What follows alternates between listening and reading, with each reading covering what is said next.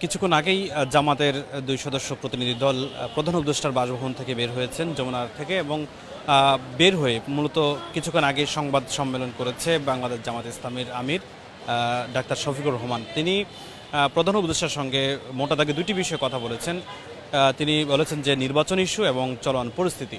নির্বাচন ইস্যুতে তিনি বলেছেন যে একটি যৌক্তিক সময় তিনি দিতে চান এবং তার দল দিতে চায় এবং সেই বিষয়টি আবারও তিনি পুনর্ব্যক্ত করেছেন। এর আগেও তিনি বিষয়টি বলেছেন যে ফেব্রুয়ারির মধ্যে নির্বাচন হলে জিনিসটি অত্যন্ত সুন্দর হবে। তবে তিনি এও বলেছেন যদি যৌক্তিক যে সংস্কারগুলো রয়েছে সেই সংস্কার যদি যথাসময়ে শেষ করতে না পারে তারা আরেকটু সময় দিতে চান। সেই সময়টি সংস্কার জাতীয় জুন মাস পর্যন্ত এটি স্পষ্ট করে বলেছেন।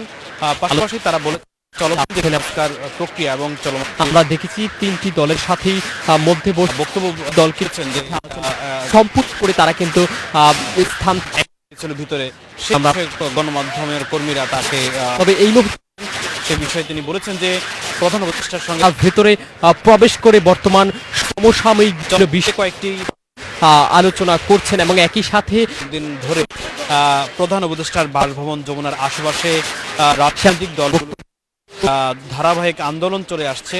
সেই আন্দোলনগুলো বলে আসলে যে অনৈক্য ঘটেছে এবং রাজনৈতিক অঙ্গনে যে একটি বিশৃঙ্খলা সৃষ্টি হয়েছে সে বিষয় নিয়েও কিন্তু আসলে হচ্ছিল এবং তিনি পরবর্তীকালীন সরকার রাজনৈতিক দলগুলো যদি তার সহজে বিএনপি না করেন তার যে কাজের ধারাবাহিকতা সেটি ব্যাঘাত ঘটতে পারে।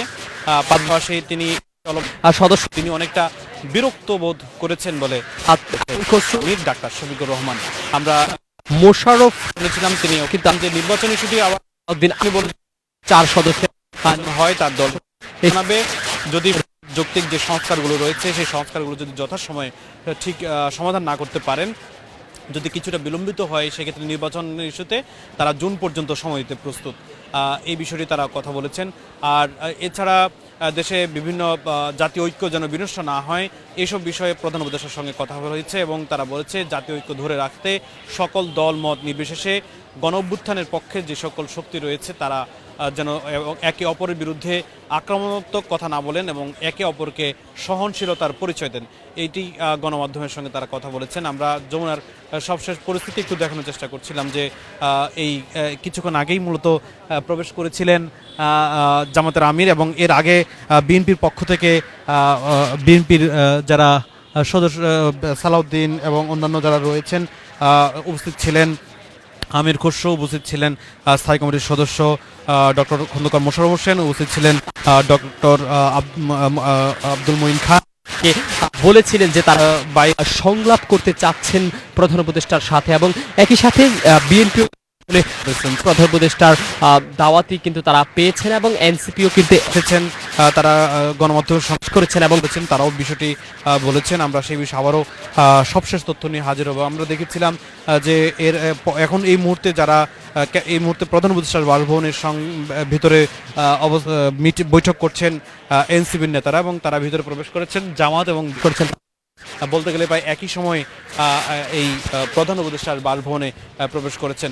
জামাত কিছুক্ষণ আগে সংবাদ সম্মেলন করে তারা গণমাধ্যমে তাদের অবস্থানটা পরিষ্কার করেছেন।